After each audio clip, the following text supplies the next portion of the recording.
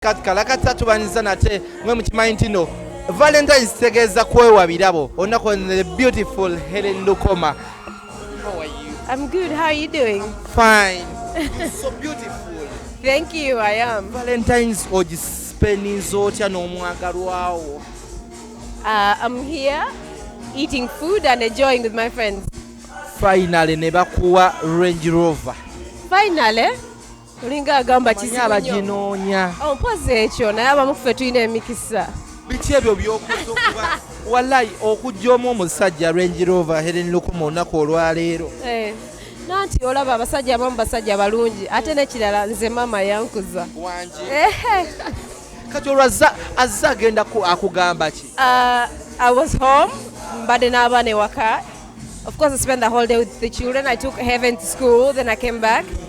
Nangamba we're going for dinner. We were going for dinner. I was actually nzada mutwala out. Nengula ekirabo kyange kyempulira nti kibadde kisiru nnyo. Ogubadde oguze kirabo ki?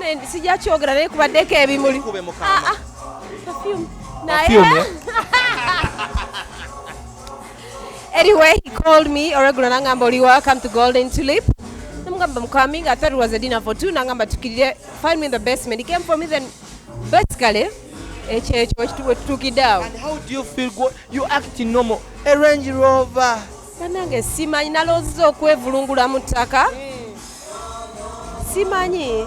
Naye bw'aba ndaze nti asobola Range Rover n'ebirala abisobola. Omuyinamu abaana babiri w'onaaweereza abaana tobe na zaakeedi. Talina mululu mwami wange. Musajja ali patient. So tetujja zaala bangi nnyo okufa tewali abatutuma. Naye kituufu era mwinamu abaana babiri era mwami mulungi. You really love him. I see. Kikyogamba I really love him. Mwinamu abaana ozaala musajja gw'otagala kale kisoboka neesinze. Namuwa abaana yampa abaana. Omugamba mwami. Mbadde ndabba omugambira eka naye just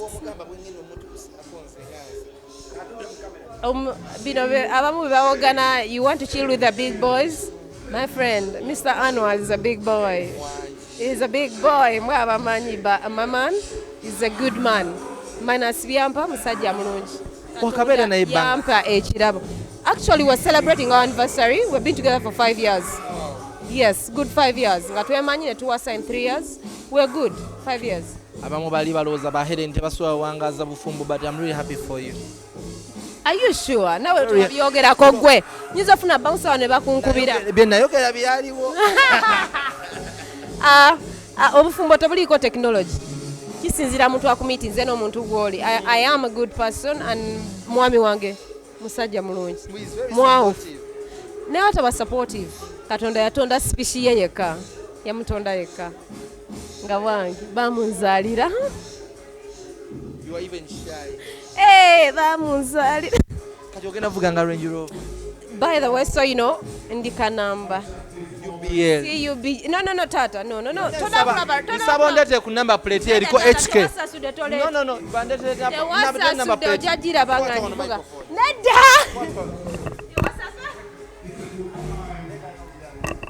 Banage kezi musonyi waina amalo mangi ageze kuleeta number plate. Naye nga sikimanyo bakeza navuga ku Range Rover naye tumusabire amanya agangeze Helen Lukoma reporting ira anikati kalakata. Owaye kezi huyo akomye. Ojajira ebira kukubo. Helen Lukoma. Nanti sirimba tetukyayogera bitaliyo. The truth is the truth. Abantu abakozemu bakozemu. Nange sikiriza naye ndi wano naawe.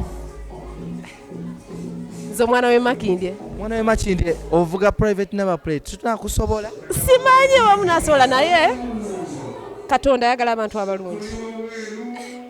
Kola ebirungi Mukama ajja ku rewarding. Gwe byanjawulo ki by'omukoze? So simanyi oba.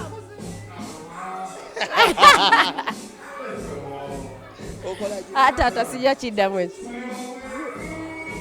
Anikati kalakata. Helen Lukoma agudde mu bintu ku Valentine's Day abantu gye babaweeredde ebimuli. Nesi kyekisoose ekyo akoze ekitono. Olina n'ebirala bingi by'okoze. Ekyo kitono nnyo. Bwendowooza. Birungo ki ebyo by'olimu? Mukama! Waaye nze maama yankuza. Teyanza nje teyanze kati kalakata. We very apologetic.